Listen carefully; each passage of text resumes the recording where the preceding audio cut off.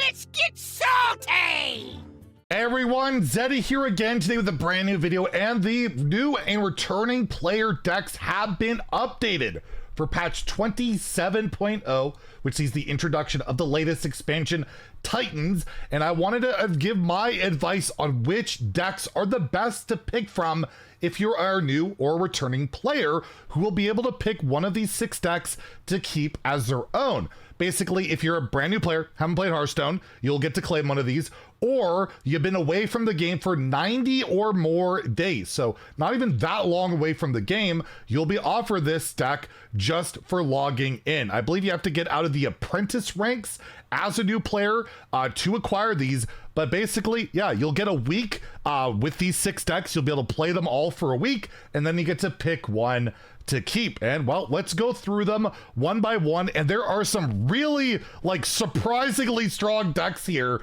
for something that's just free for new and returning players. The Druid deck, probably not one of them. Rampant Growth is a big Druid style, which has not been working out particularly well in standard. Druid is the worst class.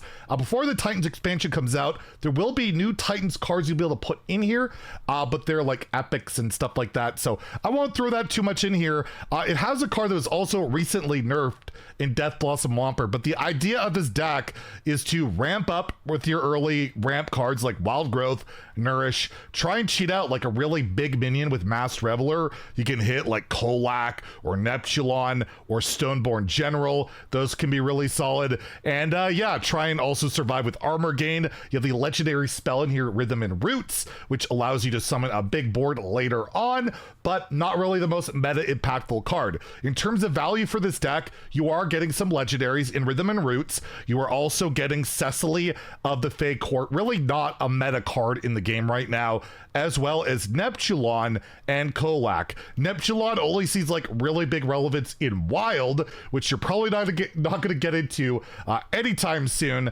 I would probably pass on this deck unless you really like trying to just cheat out big silly minions and the Druid playstyle appeals to you. But competitively, this card is this deck is one of the worst, and also just it's just really not a good deck, and the value of the legendaries themselves aren't even that great, as they don't really slot into anything too top tier. Next we have Arcane Power, a mage deck that has seen a lot of viability. This burn style deck is quite good in the game right now, and has a lot of the key cards you really want. Unfortunately, Egwin is part of the core set, so you get that for free anyways, so you won't keep this card if it leaves the core set or anything like that. But you do get Vexalis, which only really fits into this deck, this mage legendary, as well as Infantize the Maxitude, which is a very solid card, but only the 2 legendaries. You do get the Epic of Volume Up, which is an incredibly strong card, basically every mage deck in standard and wild outside of like Secret Mage. You get Prismatic Elemental, another epic card that is pretty good, but basically the strategy of this deck, play a lot of like early game minions, generate burn cards like Arcane Bolts from your Arc Splitter, burn your opponent down with Vexalis. Egwin gives you spell damage bonus, which can hit your cheap minions, which can also allow you to burn your opponent down.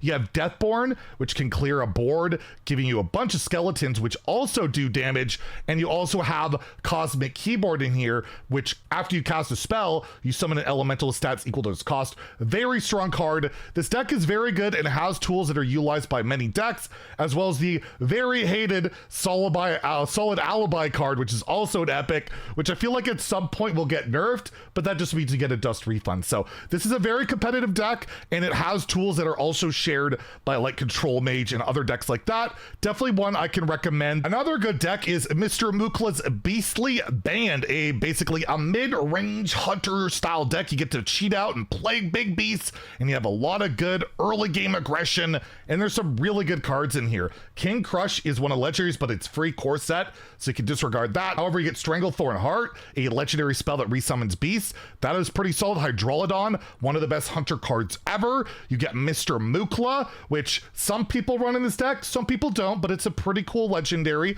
that gives your opponents a bunch of bananas, fills their hand. You also get Hope of Kel'Thalas, which was recently nerfed, but is still a really, really good card. And you also get the Epic. One of the best epics Hunter has in Wild Spirits. This deck is one of the better performing decks on ladder. It doesn't have the Astalor that a lot of people would run, that legendary, which is really darn good, but the rest of the deck is basically there, and they basically gave you Mr. Mukla instead. You can even get the free legendary Lorthamar, put that in the deck, which a lot of people do, which doubles the stats of the minions in your deck, play Faithful Companions, summon 2 King Crushes and smork your opponent down. Really solid deck and a lot of fun. It's a favorite by a lot of people. Again, one I could absolutely recommend, and you could definitely win games with it. And it is arguably the best performing deck in the entire game, at least before Titans comes out. Next, we have a Legendary Invitation, a pure Paladin deck, meaning it only has Paladin cards, so you really want to be playing Paladin, and it has some pretty darn good cards in here. Legendary wise, it has the Leviathan, which goes into like Meg Paladin and all sorts of Paladin decks, basically any Paladin deck. The Countess, which is pure required, as well as Pure Raider. They only work if your deck only has Paladin cards. You also get Blood Matriarch Liadrin, another incredible legendary. And yeah, this is a really solid, good deck. Basically, almost card for card the ladder version of the deck, which is a tier 2, tier 3 solid gameplay style where you just play your early game, curve into your late game. You can discover crazy legendaries with the Countess, which is a lot of fun, and you can discover other cards as well with Muckboard Servant. You have Horn of the Windlord, one of the best weapons in the game, which can push a lot of damage or control the board. Another incredible good deck. It's weird. I can recommend all of them pretty much, but if you like this Paladin style, again, really safe pick, really solid, and there's only more Paladin cards coming out every set, so it typically kind of just gets better every expansion. Next, we have Totemic Mastery, another pretty competitive deck. This one's for Shaman, based on the Totem gameplay. In terms of legendary value, not as high as the other decks. You have Rotgill, which really only slots into this like very token-based aggressive strategy. You get Magatha, Bane of Music, which is part of a mini set, which can be acquired for 2,000 gold. But if you don't want to get that mini set, you get this legendary outside of that. And then Grand Totem Izor, which is a free legendary already. Actually, there's 4. Sorry, I missed a Stormlight, which again buffs your totem. So you want to pick this deck if you really like totems, because other than that, it doesn't really have much flexibility. A lot of the cards are very totem based, particular like Anchor Totem, Carving Chisel, Totemic Evidence. You can slot these type of cards into Evolve Shaman as well to an extent. Overall, like Geigen Totem, the Epic only works for that. So you really need to like this archetype to really get into it. There's not much flexibility with the cards, and the value is a little bit lower for this deck. And competitively, it does well at lower ranks, but really falls off as you climb the ladder. Probably one of my less recommended decks, but still absolutely a solid pick if it's something you enjoy playing, because playing cards like Backstage Bouncer, at least for me, find it very appealing. But overall, I feel like Evolve Shaman might be the more spicy pick, and that one doesn't really have, this isn't Evolve Shaman, it's the Totem Shaman.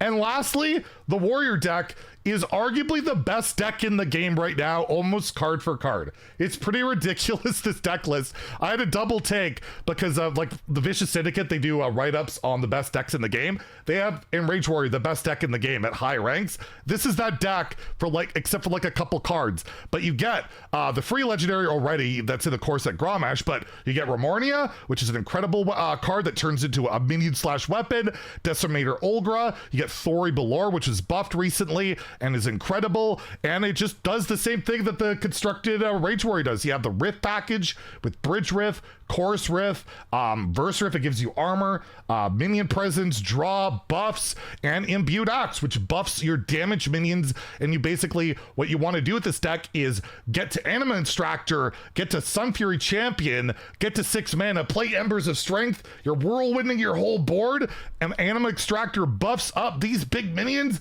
and you just smash your opponent in the face and kill them. And yeah, this is arguably the best deck in the game. It's just very difficult to pilot, so be aware that you're gonna have to work a little bit. And also, there's a new set coming out. This deck might get a little bit outdated, but overall, at least before Titans comes out, this is one of the best decks in the game, so highly recommend it if you like that kind of more tempo-based in Rage Warrior style. It's not a control deck, it's more like a combo deck if anything. But yeah, those are the new and returning player decks. basically, I can recommend these 5 for their playability, their viability, and in terms of value, you're looking at like Warrior, Paladin, and probably Hunter with the best value for your buck in terms of legendaries and epics and all that. I would just recommend avoiding Druid, as that one's kind of a stinker at the moment. So if you enjoyed the video, please like and subscribe. Have a great day and stay salty, my friends, and good luck with those new decks.